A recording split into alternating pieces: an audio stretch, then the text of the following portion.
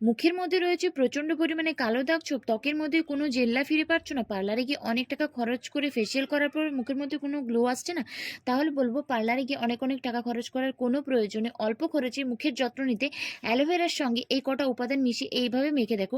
Aloe vera দিয়ে কীভাবে তোমরা বাড়িতে বসে খুব সহজ পদ্ধতিতে ফেসিয়াল করবে সেটা আজকে তোমাদের সঙ্গে শেয়ার করব। আর এই ফেসিয়ালটা করার জন্য তোমাদের প্রয়োজন বাড়ির যে টাটকা গাছের অ্যালোভেরা পাতা হয় সেটাকে নিতে হবে। এই অ্যালোভেরা পাতাটাকে তোমাদেরকে প্রথমে 4 টুকরো করে নিতে হবে। আমি এই অ্যালোভেরা পাতাটাকে 4টে টুকরো করে নিয়েছি। এই ফেসিয়ালটা করার জন্য অ্যালোভেরা পাতার 4টে টুকরো কিন্তু প্রয়োজন। তো চলো বন্ধুরা, আর বেশি না কথা বলে ঝটপট করে দেখে নেবে চলো অ্যালোভেরা দিয়ে তোমরা বাড়িতে বসে কিভাবে খুব সহজে একটা গ্লোয়িং ফেসিয়াল করতে পারবে। প্রথম স্টেপে আমি আমার ফেসটাকে খুব ভালোভাবে ক্লিন করে নেব। তার জন্য অ্যালোভেরার একটা টুকরো থেকে আমি অ্যালোভেরার জেলটাকে খুব ভালোভাবে একটা চামচের সাহায্যে বের করে নিচ্ছি। এরপর আমি এর সঙ্গে 1 চামচ কাঁচা দুধ মেশাবো। কাঁচা দুধ আমাদের ত্বকের জন্য খুব ভালো ক্লিনজার হিসেবে কাজ করে, আমাদের ত্বকের মধ্যে থাকা যে কোনো ধরনের কালো দাগছোপকে দূর করে দেয়।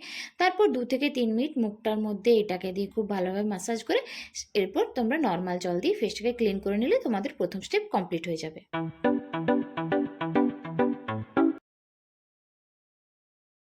দ্বিতীয় স্টেপে আমি আমার ফেসটাকে খুব ভালোভাবে স্ক্রাবিং করে নেব। তার জন্য অ্যালোভেরার ওই একটা টুকরোর সঙ্গে আমি মিশিয়ে নিচ্ছি কফি পাউডার। কফি পাউডার কিন্তু আমাদের ত্বকের জন্য খুব ভালো স্ক্রাবার হিসাবে কাজ করে। এরপর আমি ওই অ্যালোভেরার টুকরোটা আর কফি পাউডারটা দিয়ে আমার ফেসটাকে খুব ভালোভাবে স্ক্রাব করে নিচ্ছি। তারপর 2 থেকে 3 মিনিট স্ক্রাবিং করার পর ফেসটাকে তোমরা নর্মাল জল দিয়ে ধুয়ে নিলে তোমাদের এখানে দ্বিতীয় স্টেপ কমপ্লিট হয়ে যাবে।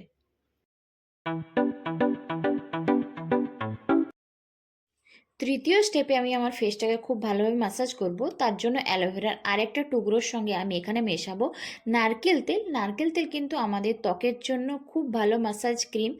আমাদের মুখের মধ্যে থাকা যে কোনো ধরনের কালো দাগছোপকে খুব সহজে দূর করে দেয়, ত্বকের চামড়াকে টান টান রাখতে সাহায্য করে, মুখের মধ্যে বয়সের ছাপ পড়তে দেয় না।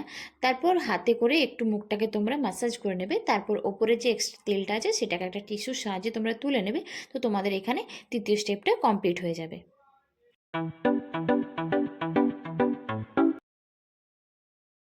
চতুর্থ স্টেপে আমি একটা ফেস প্যাক বানাবো। তার জন্য অ্যালোভেরার সঙ্গে আমি ব্যবহার করছি গুঁড়ো হলুদ। এখানে যে রান্নার যে গুঁড়ো হলুদ হয় সেটাই আমি নিয়েছি। তারপরে হলুদ আর অ্যালোভেরার টুকরোটা নিয়ে আমি আমার পুরো মুখটাকে খুব ভালোভাবে হালকা হাতে একটু ম্যাসাজ করে নেব। তারপর এই ফেস প্যাকটাকে আমার মুখের মধ্যে কিছুক্ষণ লাগিয়ে রেখে তারপর সেটাকে একটু শুকনো হয়ে গেলে নর্মাল জল দিয়ে ধুয়ে নিলেই তোমাদের এখানে চতুর্থ স্টেপটাও কমপ্লিট হয়ে যাবে।